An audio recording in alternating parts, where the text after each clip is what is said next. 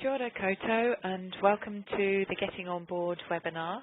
My name's Helen Bartle and I'm the Senior Advisor for Audience Development and Capability Building at Creative New Zealand.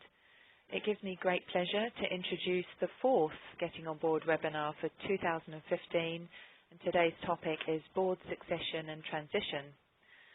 Today's webinar will be led by Graham Narkis, as usual, from BoardWorks International. Graham is also the author of the Getting On Board manual, and he'll be exploring some of the content from that manual around board succession and transition today, including the importance of getting the right people on the board and what to do in considering who those right people might be, and the many challenges arts boards face, for example, being reliant on volunteers to fill available board positions, and ensuring a balance between replenishment and continuity on the board. We will break for questions after each section, probably about midway through. You're currently on mute to avoid any background noise, but if you do have a question, just type it in the chat box on the left-hand side. There's a public chat box, and I will ask Graham on your behalf. A new feature today is actually having Graham on the webcam so you can see him as he presents. It's great to be able to see you, Graham. Looking really good there in the Wellington Creative New Zealand office. And both the recording of this webinar and the PowerPoint presentation will be made available via Creative New Zealand's website, so don't feel that you have to make lots of notes. And finally, many of you may know, but attendance at these webinars can be used as a credit for CPD, continuing professional development, if board members belong to a professional body such as the Institute of Directors. So thank you again for joining us, and I will now hand over to Graham. Good morning, everyone. Thank you, Helen, for that introduction and giving us a bit of a sense of what we're trying to achieve today. Just to elaborate a bit more on that, here's the sort of general framework that I'm planning to work through this morning to cover off those sort of topics that you referred to, Helen. I think it's important to acknowledge that the starting point for a lot of this discussion is what our Constitution allows us or requires us to do. I want to underline the importance of having the right people on the board, and we can talk about what right means in this context. There are a lot of trade-offs that need to be made in terms of getting the right balance on a board, so I want to highlight some of those.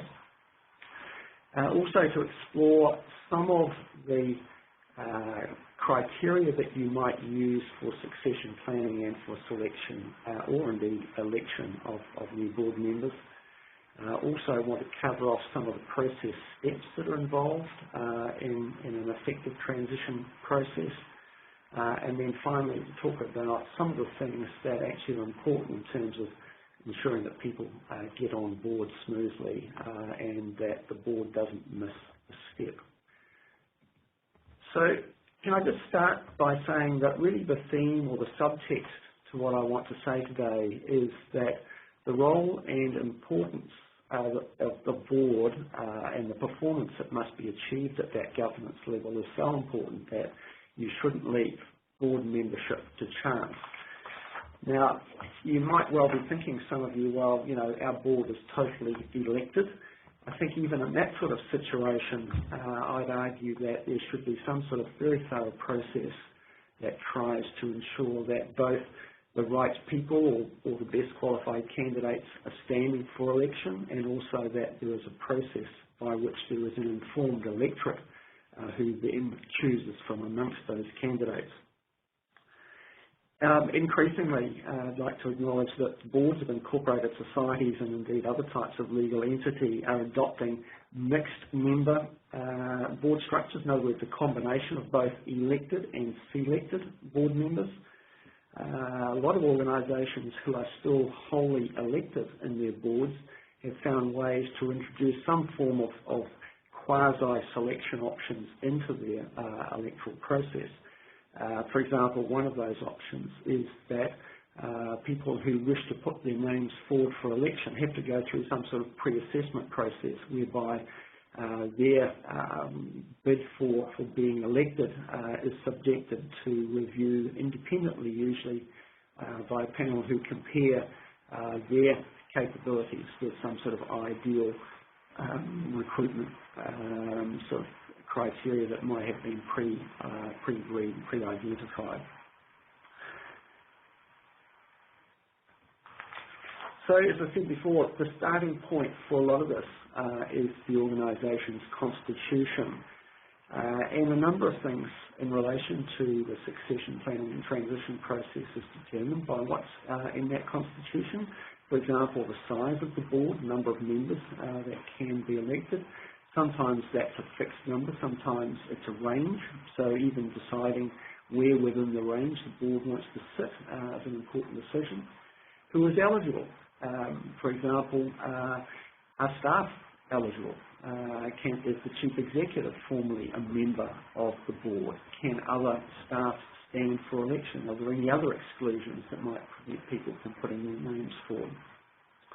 The process for getting on the board is also usually prescribed in the Constitution. It tells you what the steps are, as well as determining who are eligible and how many people can be elected or appointed. Not all constitutions, but many actually specify a length of term, so how long you can serve on the board for. Increasingly, what we see is that organisations are also imposing an upper limit for continuous board service. So, for example, if a term is for 3 years, there may be a prohibition on anyone serving more than 3 terms, 2 or 3 terms, continuously or sequentially. Because we also want to ensure that the whole board doesn't all come up for election or reappointment at the same time, a lot of constitutions also include some form of rotation mechanism to try and ensure that those vacancies on the board occur over a period of time rather than all at the same time. Jim Collins, and some of you may be familiar with his seminal book, which was called Good to Great. He made a strong point, even though he was referring to management teams. He said that the essential basis for sustained organisational success really was whether the right people were on the bus. And while he was talking about management teams, I think we can apply the same thing equally well to boards. Have we got the right people on the board? Do they have the skills, knowledge, experience, the personal characteristics, and the ability in that regard to work effectively as a group? If we don't have a board which has those characteristics amongst them, even if there's just one person who perhaps doesn't fit, then all bets are off, really, in terms of board performance. So there are 2 primary ways, obviously, of getting people onto your boards, either election or selection, and neither of those is perfect. So, for example, in terms of selection, many people would assume that that's better than election, but we all know about the perils of boards selecting people in their own image, people who will fit in, people just like us.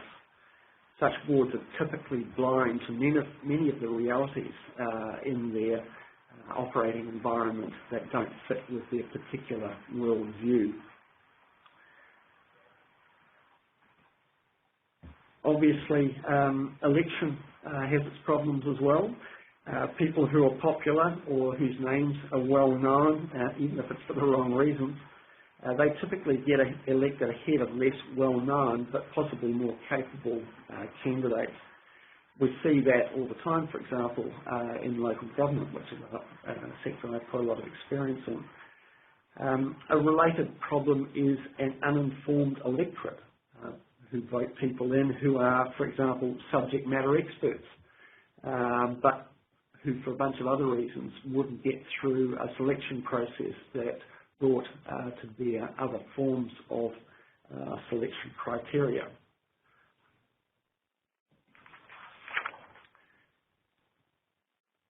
As I said before, there are a number of trade-offs that need to be made when you're looking at filling board positions or even starting a board from scratch if you have that opportunity. It's often necessary to actually trade off what are possibly even conflicting objectives, and I want to just explore a few of those. So the first one is the balance between continuity and having new people come onto the board. And it's a choice there between preserving and perhaps leveraging existing board members' knowledge and their relationships, both amongst themselves and with staff and stakeholders perhaps, or the alternative of recruiting new directors who have fresh perspectives and energy and perhaps competencies that are now better matched to the organisation's needs in the future. So continuity is important, but it's also important to keep boards refreshed, not only with those new perspectives and new ideas, but energy. I think over time people do run out of steam a bit. Boards composed of members with varying perspectives are more likely to ask the important and hard questions and also be up to date in terms of the organisation's external operating environment.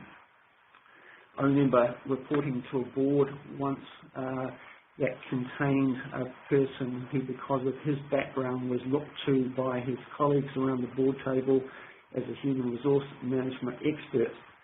Unfortunately, during his active work life, he had been operating under a completely different statutory regime in terms of employment law and related legislation. Consequently, his expectations of the management team and the advice that he gave to his colleagues was often based on a bunch of quite outdated notions and even outdated law. That was very frustrating for me and my team, and I suspect equally frustrating for him as well.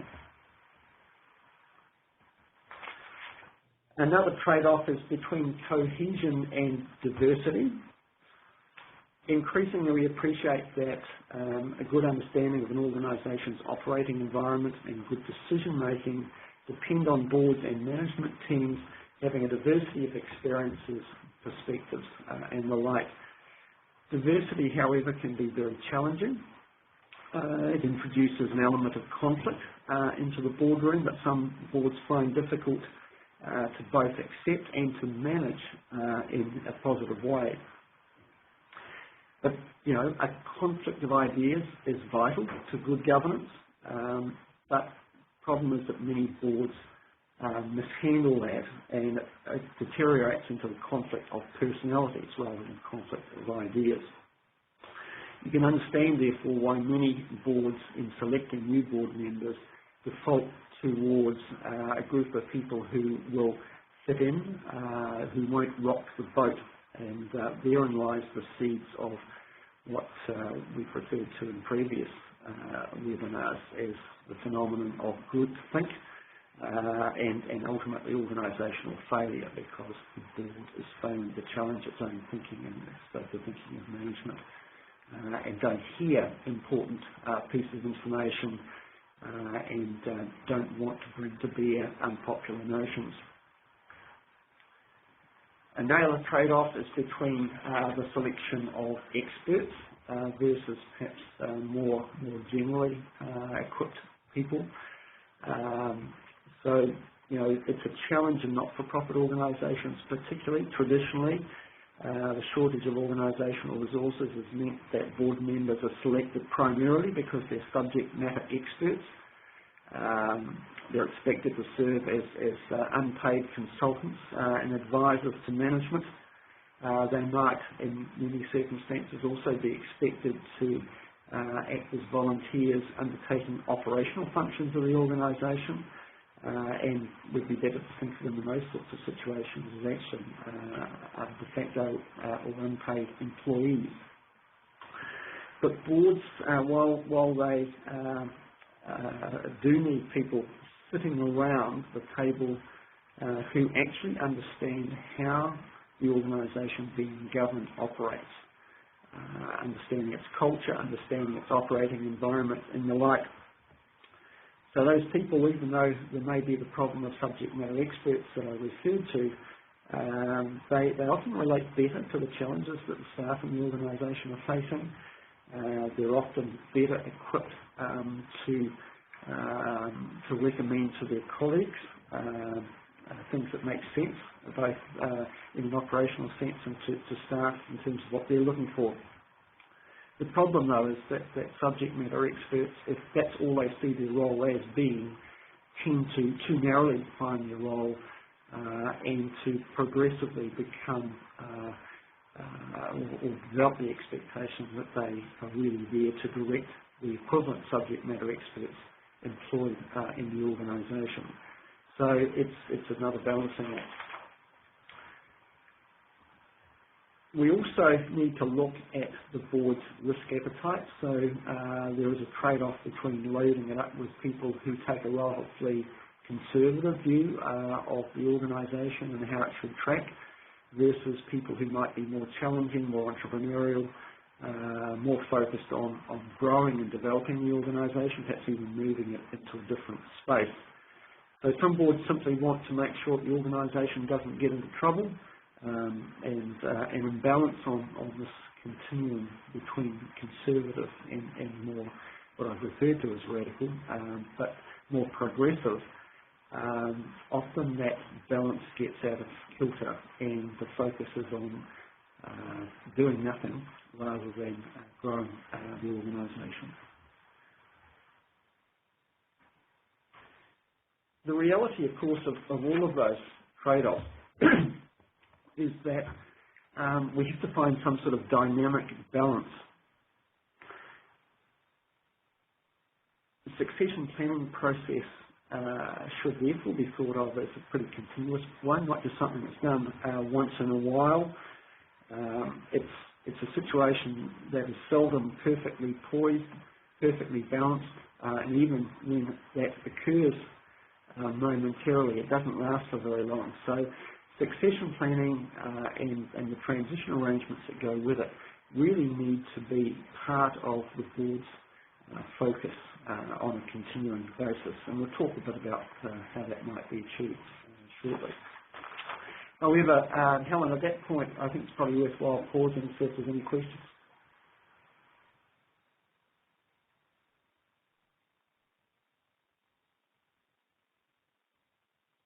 Thanks, Graham.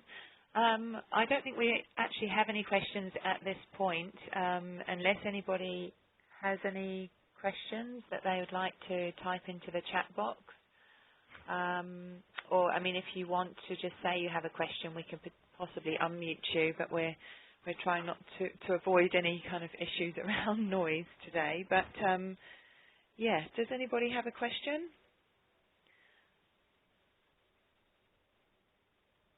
No? Okay. I think, Graham, we might continue on and see if there are questions at the end, if that's okay with you. Yeah, look, I've built another question stop in before we get to the end as well, Helen, so we can have a couple of cracks at that, all right? Okay. Yeah, that's lovely. Thank you. So I want to come next to talking about what might be the characteristics to define the right people, the people, in Jim Collins' term, that we want to get on the bus, onto our board. So bearing in mind that we're aiming to get a diversity of views and a group of people who are collectively fit for purpose, what are the key variables? And I'm sure that you will have others that you might add to the list, but I just wanted to give you a bit of a framework for thinking about this first. So, yeah, the slides here going beyond the CV, and I'll come back to that shortly, but essentially I wanted to emphasise that choosing effective board members is actually quite a challenge, and you can't just do it off a static application which lists what people have done. So I tend to divide my thinking about these things into these three categories. So what are the skills, the knowledge and the experience that people have gained over time? What are their personal attributes? What's the unique package which makes up that individual that relates to their personality, the way they think, the way they engage with people, and those sorts of things. And the third thing that is relevant in some organisations is to what extent might they represent desirable characteristics to have around the board table. And I'm going to break down each of those down in turn. before I do that, just to emphasise that these are not mutually exclusive categories. They overlap to a significant extent, and I guess what, in terms of this diagram, we'd be looking for is those sort of overlaps, the sort of sweet spot right in the middle, but it's really just to acknowledge that, you know, around the board table there are relatively few people, and it's important to think of a package of things that people bring to the table, which might tick each of those boxes, but in different combinations. And so we need to be exploring quite broadly and recognising that people, when they come to the table, probably have to bring quite a wide range of desirable, both the skills, knowledge component, personal capabilities and attributes that will work well for the board, and to the extent that the organisation needs it, also that they might represent some key stakeholder perspectives, or that sort of thing. My comment about the CV, when I was thinking about that, I was also recalling a situation where a major arts body in New Zealand were overwhelmingly delighted when a very prominent chief executive was retiring and offered their services to this organisation to serve on the board. This person was so prominent, and they thought they had such a big prize that they encouraged the individual to take on the role of chair of the board as well, straight off. The problem was that within a relatively short space of time, they came to regret even inviting this individual onto the board, far less making them the chair of the board. And the problem simply was that the person found it quite difficult to actually make the transition from being a chief executive with a lot of control over the organisation being managed into a governance role where the individual was just one of a number, albeit the chair of the board. And within a short space of time, I think it was well within 12 months, this particular board asked this individual to step down from the role and from the board altogether. So don't take a simplistic approach to this. Sometimes be very careful what you wish for. Let's start off with the skills, knowledge and experience component, and that can be made up in a number of different ways, and I've just put a few things down on the slide just to start the conversation. Obviously there's an educational component, so the individual's formal education and training, it may or may not be relevant. What I've referred to as industry experience, do they know the sector that you operate in? Do they understand the sort of operating context within which your organisation works? Do they understand your culture and the way people think in your organisation and your sector? Do they understand what motivates the key people in your organisation? Functional experience, I think we can look at that in a number of different ways. But I was thinking about, for example, just what sort of governance experience might they have? Do they understand how a board differs from a management team, for example, if I just go back to that previous example that I referred to?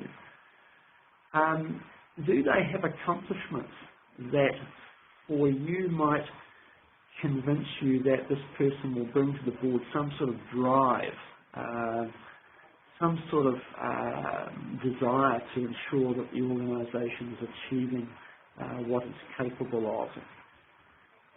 The other thing I've put on the slide is networks and contacts. It's one of the great benefits of having a diverse group of people around your board table is that they bring connections into many parts of your operating environment, and they also teach you bring perspectives and knowledge from a much wider range of sectors too, so they can help you to compare how you're approaching things with the way things perhaps are done elsewhere. I can add to that list too, and know that you will as well. But for example, I guess it comes back to the combination of education and that industry and functional experience. But can they understand the issues that the organisation is facing? Are they capable of asking the right sort of questions that are going to move the board's dialogue forward in a constructive and useful manner? As board members, they demand the sort of information that is needed for effective governance? Do they know what questions to ask in order to extract that information?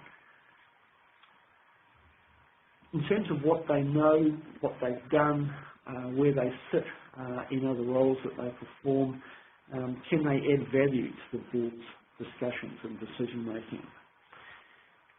I suppose the other thing that's really important is and it perhaps flows into the attributes that I'll talk about in a moment, but can they apply their skills, knowledge and experience to counsel each other and to counsel and support the executive team and other key personnel in the organisation? Looking at personal attributes, these perhaps in some ways are even more critical ultimately to whether or not somebody is going to be an effective board member. These are the kinds of things that affect their ability to deal both with the content of the board's deliberations, and that's perhaps the IQ bit, and also can they deal with the process of board work, which is essentially collaborative and requires what is often referred to as EQ or emotional intelligence. Because to be effective, board members need to be able to work in that sort of collaborative way in a group decision-making environment. That requires obviously relationship management and communication skills. And it also, around emotional intelligence, it's things like can people, going back to the concept of ideas, can they disagree without becoming disagreeable? Attitude's really important. Are they open to hearing what other people have got to say? Are they interested in learning more about other people's perspectives and why they might see things differently? Are they explorers of ideas in that sort of sense? Are they open to being influenced by what they hear, or have they made up their mind before they even come into the boardroom? Are they on the board for the right reasons? What's their motivation? I sit frequently on board appointment panels, and prior to that review a bunch of applications and CVs. And one of the things that we see increasingly, which is quite different from perhaps previous generations of populating boards, is that today there are a lot of people looking for board appointments. It's seen as the right step in a career to have some governance experience, quite rightly so. But it does also mean that sometimes we see people who are just looking to get another board onto their CV. They are not that committed or that genuinely interested in what the organisation will do.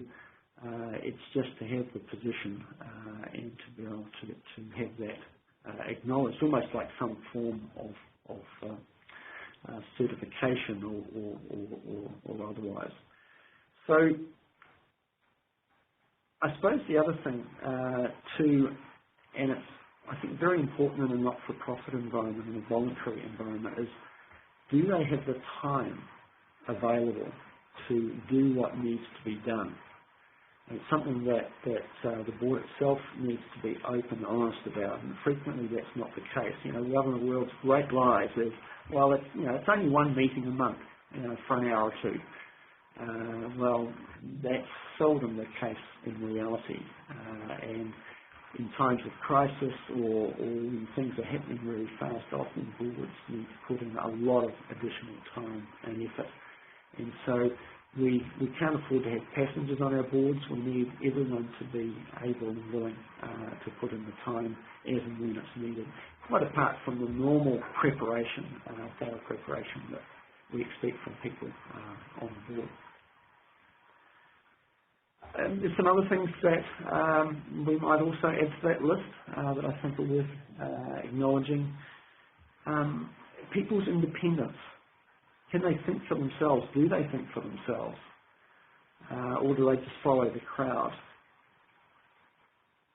Do they have personal confidence? Are they able to equip themselves in the boardroom? Are they willing to put forward perhaps ideas that may be challenged or that may not be popular for some reason? I also like to try and get some sort of assessment of people's judgment, or a great word is acumen. These are the sort of people that might not say much around the board table, but when they do, everyone sits up and takes notice. So don't be too taken with the fact that somebody is perhaps quite a member of the board, or as a candidate appears that they're quite a quiet sort of individual. It may well be that this is the person who is able to, with a well-placed question or comment or a piece of advice, to completely alter the board and the management team's thinking about something. I mentioned before, are they achievement-oriented? And I don't just mean that in a personal sense. In fact, possibly we should be careful when people appear to be overly focused on their personal achievements. But really what we're looking for is a group of people around the board table who are going to want to drive the organisation forward to achieve what it can, who will stretch the organisation and stretch the people who are in it. The final thing that I would also add to this list is, and I think it's very important when you think about the way some organisations have failed in the past, but that is, do they have a moral compass? Are these people who will, in terms of their values and their personal integrity and that sort of thing, make the right calls when maybe there are temptations to take shortcuts or perhaps to act, even if it's acting within the letter of the law, it's not consistent with the spirit perhaps of the law, however we might define that.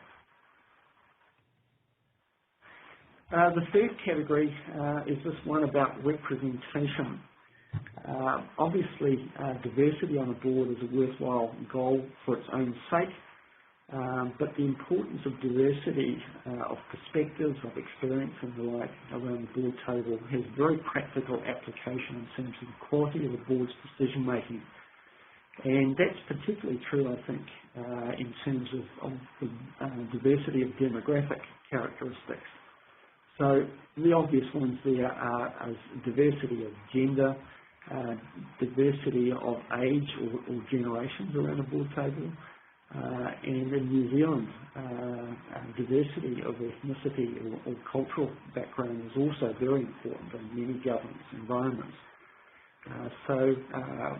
It's about, these are things that probably are not prescribed in the constitutional requirements for composing the board, but when you think about your audiences, your stakeholders more generally, who are they? Who are they going to identify with? Who are they going to have confidence in? And there's been a lot of research done now around gender balance in boards, for example, even to the point that in some jurisdictions there are now quota requirements. In Norway, for example, for publicly listed companies, where at least 40% of those boards must be composed of women. And other jurisdictions, even Australia, have adopted some guidelines around those sorts of things as well. I think age diversity is increasingly important with the rapid changes in technology.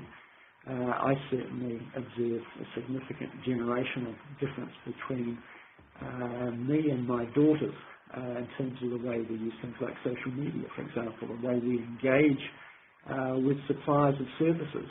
I don't think they ever walk out the door to purchase some sort of goods or services without first doing quite an extensive search online for suppliers for a range of products and services and the like. I still like to go into shops and start looking around. So there are those sorts of things, and I'm sure that they apply into choice of programs in many of your organisations and other decisions that have to be made as well. And ethnicity probably speaks for itself. You know, those different worldviews that come with different cultural backgrounds are very important. And the reality is that the market for what we do, whether it's commercial or artistic or even in sporting terms, for example, the audiences, the market, if you like, for what we have done traditionally is changing because of the changing ethnic mix in our populations. Geographic is another potential representational factor. I work with a lot of national organisations that consist of representatives from different parts of the country. People are actually elected because they do come from different parts, different zones perhaps, or different regions as are defined within each organisation. And there's definitely a sense in those organisations that there is a need to ensure that the diversity of New Zealand's geography and its populations is reflected on their boards. And that's, I think, been true to some extent in the national boards of many of the national organisations in the arts and cultural sector. The final one is associational. What I'm thinking about there is, again, constitutionally, some boards are made up of representatives of different subgroups within a sector, different organisations. Sometimes in incorporated societies, the members of those organisations are actually other organisations, separately incorporated organisations, and they have a right to appoint to the national body. So that associational thing is quite significant in some contexts, and even perhaps where there isn't that constitutional requirement, sometimes for the sake of credibility with key stakeholders, it's good to have people around the board table who have direct links to those organisations.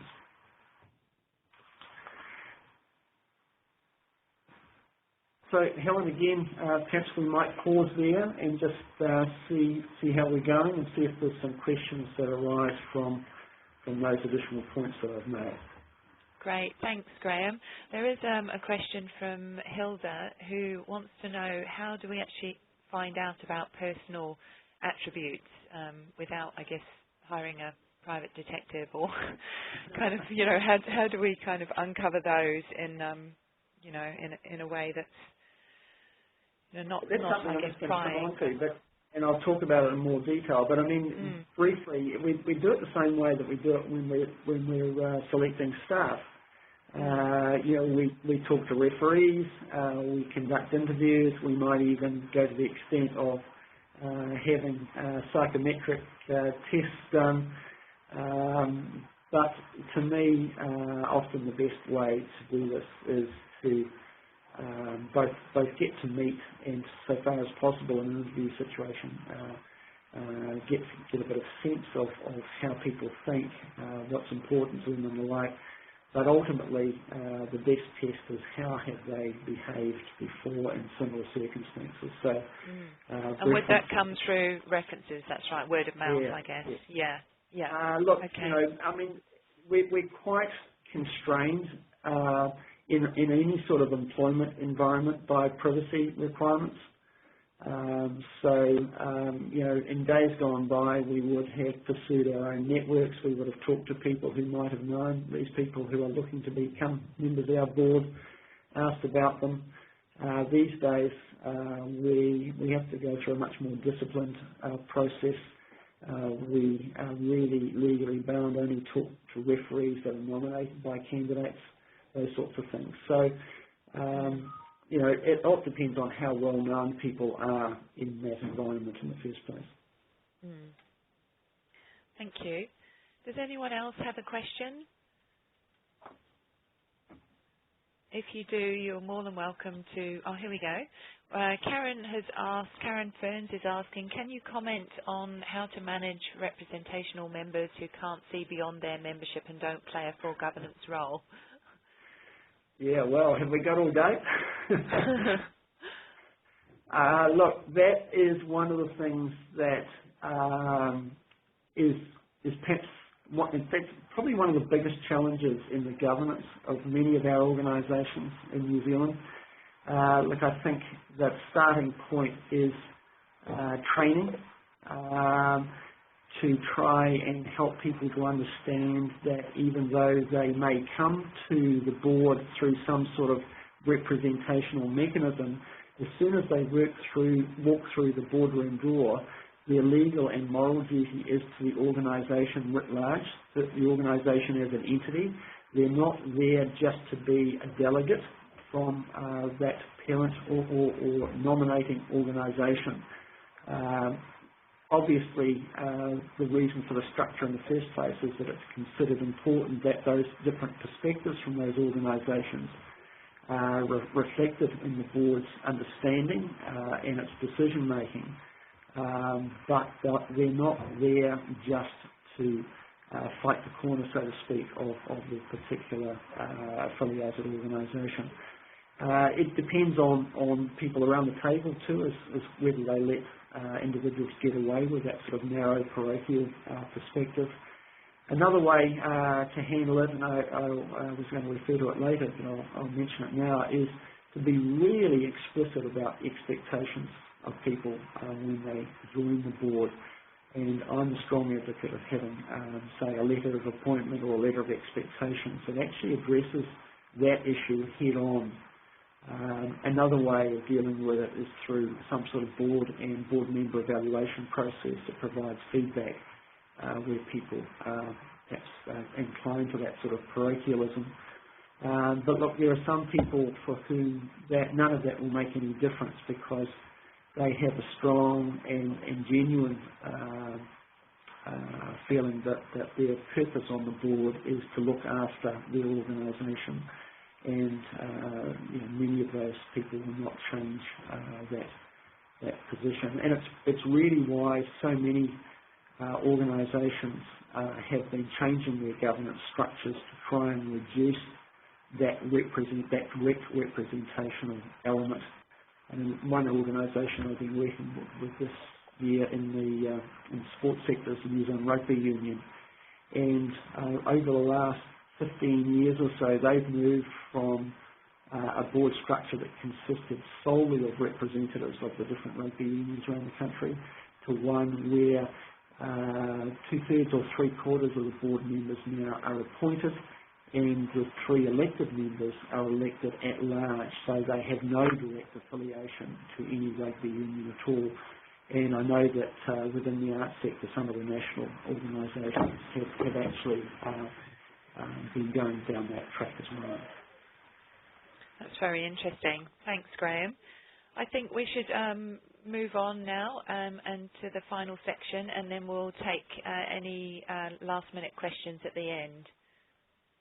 Helen, just before I move on, just while I think about it in case I forget later on, there's another mechanism that has been used to try and address those issues around those personal attributes that the first question referred to, and that is to have some sort of probation membership of a board, to actually have somebody come and sit on a board in a sort of a trial capacity or probationary capacity to see whether they're a good fit for the organisation and vice versa.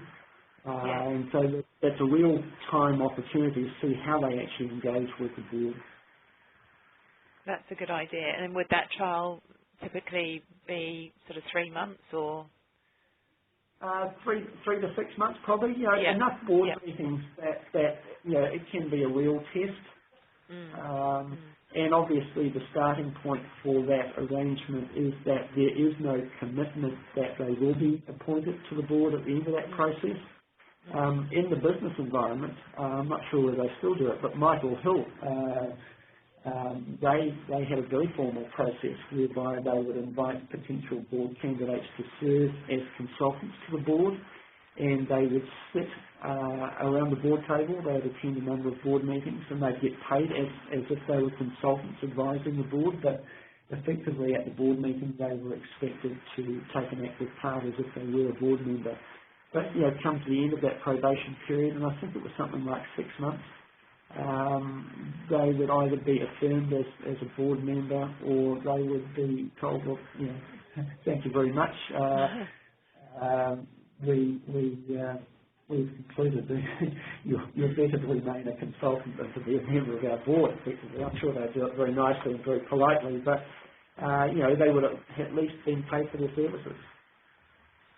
Yeah, that seems like a really sensible approach. Thank you. So look, the final comments I want to make are really around this question of how do we decide and then find the right people. So let's talk about the processes involved here, and I've started to touch on them already. I tend to, when I'm involved in these processes directly myself, think of it as a bit like a jigsaw puzzle.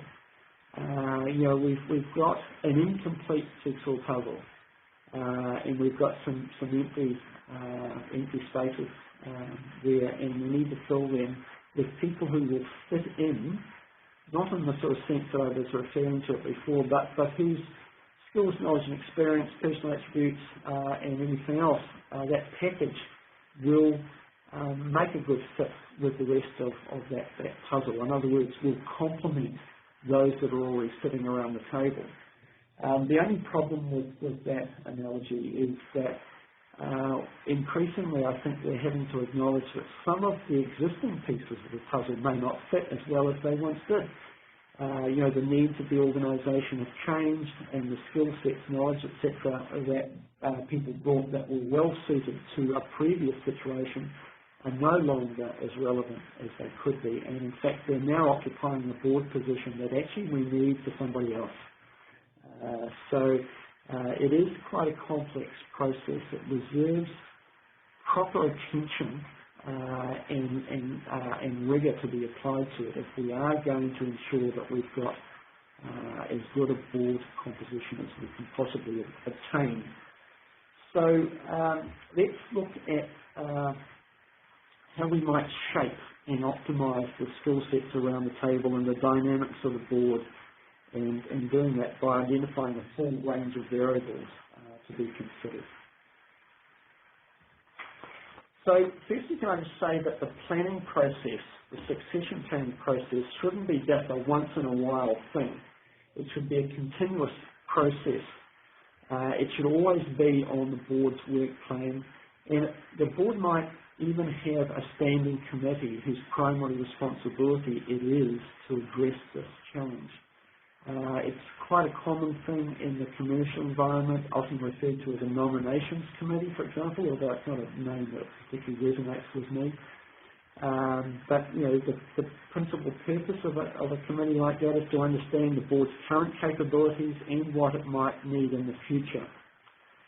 The role of that committee can also be extended to actually conducting the process of identifying and evaluating suitable candidates or possible candidates. A key job to be done that supports that technique is to have a skills matrix. Now, skills matrix is essentially a description of both what the skills are that we have on the board, skills, knowledge and experience, and the rest of those things that I've talked about. What can we describe and understand to be the current strengths of the board, but also that's a basis for gap analysis to compare what we've got with perhaps what we need. So that needs to be conducted on a reasonably regular basis. And the gap analysis really is the starting point for looking for the new board members that we need, either to fill existing gaps, impending gaps, or to strengthen the board because we no longer have the people around the table with the right match. The other thing that I'd say is that it's really useful to link that planning process in with a regular board and board member evaluation process. In fact, the individual part of that governance evaluation, which is often a bit scary to people, if that is redesigned as essentially around a succession planning process, it makes it a much more palatable and also arguably more productive part of the process. Then we get into the search process, assuming we've found the gap. We really need a process that will identify and pre-qualify potential candidates, and ideally in advance of a vacancy occurring. Some of those that are on this webinar may have been involved in the process that's used for appointing people to government boards. There's a big wide range of Crown entities and Crown-owned companies, and typically the government agencies concerned invite people to put their names forward and do a preliminary evaluation so that when a vacancy occurs, they can very quickly go to their databases and identify a bunch of people who might be suitable candidates. The other thing I'd say is that for the sake of transparency and also to spread the net more widely than just self-identification, then it's about advertising. I've found that advertising processes are very productive and attract these days a very wide range of applicants for boards, even unpaid board roles. Because as I said earlier on, people are looking for board appointments. Just need to make sure they're looking for them for the right reasons. I think one of the things that I would also urge you to be careful about in that process, because I see people making an increasing feature of it in applications for board roles, is that they've done this course or that course, and Helen, you said at the outset, this what we're doing today actually qualifies for some credits for professional organisations like the Institute of Directors, Institute of Accountants, probably the lawyers as well, and perhaps other professional bodies qualifies for continuing professional development acknowledgement. But look, I don't put much weight personally on the fact that people completed these courses. Even if people come to these application processes with some sort of certification, it's a bit like assuming that somebody, because they've got a driving licence, is a safe driver. We've seen plenty of car crashes in boardrooms because people might have behaved badly, been inattentive, hadn't prepared properly, behaved badly, even though they've got the certificate. So just be careful of that. And I'd like to emphasise again, the importance of going beyond those CVs into interviews, into reference checks. And I mentioned psychometric testing as well. That can be really useful around looking at the board as a whole, in terms of, have we got the right fit, have we got the right extent of the diversity of attributes that we need. The other thing that I'd just say too is that assume these days, if you were looking to fill a board slot, that potential candidates will want to conduct their own form, or should want to conduct their own form of due diligence on your organisation. So it's a two-way process, and I suggest that you be ready for questions from them, be ready to provide information, have people be available to talk to them, so that people can decide whether this is actually a board that they really want to be on. So just it's not just about you looking at them, it's about them looking at you as well. And I'd almost say that the extent to which people show an interest in that sort of due diligence process gives you a really good cue as to whether they might be going to be really effective board members. And then finally, can I talk about actively managing the transition once you have selected or elected new board members. It's about getting people on board. In fact, increasingly I hear the term onboarding as an alternative to induction and orientation. So we want to get people on board and up to speed and contributing to the board as quickly as possible. Unfortunately, induction, as it is typically conducted when people join a board, is often an afterthought. It's often not little more than a paper dump. Here's a bunch of board papers. Read those and you'll get up to speed with what we're doing here. Read the strategic plan, or here, read our rules, and it'll tell you what we're all about. Well, it actually is part of the picture, but only part of it, because people are joining the board. Often what they're more apprehensive about is not that knowledge about the organisation, but is how are they going to fit in? How are they going to contribute? How are they going to be able to relate to other people on the board who've got longer experience and well-established credentials, that sort of thing. So the other side of that, though, is recognising that when people join a board, that actually has an impact on the board, on the existing members of the board. It's a bit like a sporting analogy again, with my apologies for that. But when you put a new centre, say, into a netball team, their passing characteristics are different from their predecessor. The way they move around the court, the way they use the court space, all that sort of thing is different. And that has an impact on everyone else in the team. So induction and orientation, transition management generally, should actually address the whole board, not just the person coming on board.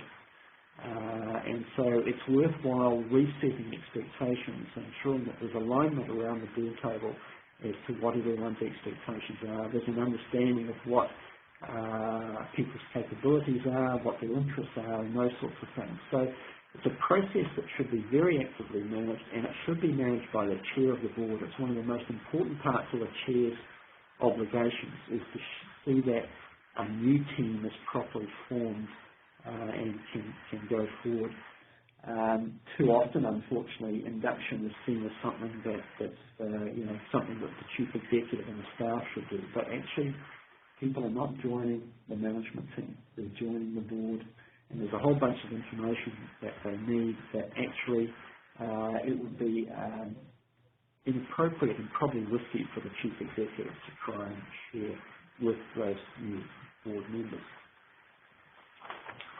Here's some things that I think probably you've already talked about, so I'll just briefly gloss over those. But the level of appointment I referred to before, I think that should set out not only the terms and conditions of appointment, but also those expectations. And because they're formalised like that, they become the basis for any sort of subsequent evaluation of that individual's performance if it's considered to be subpar. Active orientation, I've touched on that. We should also expect the new board members themselves to take some responsibility for that, for actually helping to plan their own induction and orientation process and taking a degree of responsibility for the effort that needs to go into that. I'd also say it needs to extend over time. We can give people a whole lot of information when they come on the board, but actually at that stage they've not got a really good point of reference to evaluate that information, and often when they really need it is another 6 months or so down the track. So think of it as an extended process. And team rebuilding, I've just referred to that, and the board and director evaluation process I referred to in a different context, in a planning context, so I think it's also worthwhile thinking about that as a way of tracking the progress of people becoming members of the board. So that's pretty much all I was planning to say on these subjects today, but there may well be some final questions, and if there aren't, thank you very much for everyone joining in this morning. Thanks very much, Graham. So unless anyone has any final questions, we will conclude the webinar. If anyone thinks about questions they'd like to direct to Graham after the session today as you're mulling over the content, then do feel free to email them through to Grace or myself, and we will send them on to Graham. I would like to thank everyone for joining us today. This webinar was in fact the final one for the Getting On Board webinar series for 2015. I'd really like to thank many of you who've been repeat attenders, and we really hope that you have gained a lot of additional knowledge and advice, and I'm sure you have, from Graham, because his content's been amazingly in-depth and useful. If you could take a few minutes to complete this short survey to give us some feedback on the webinar, that would be really fantastic. And we look forward to seeing many of you again next year. The next webinar is on the 9th of March, and it is on the topic of decision making at board level, and Grace will be in touch with further details. We hope you can join us. But until then, my special thanks to Graham for his expert advice and knowledge, and my thanks to all of you for being a part of it, and we hope you're able to put this to good use. Bye for now, and ka kite anō.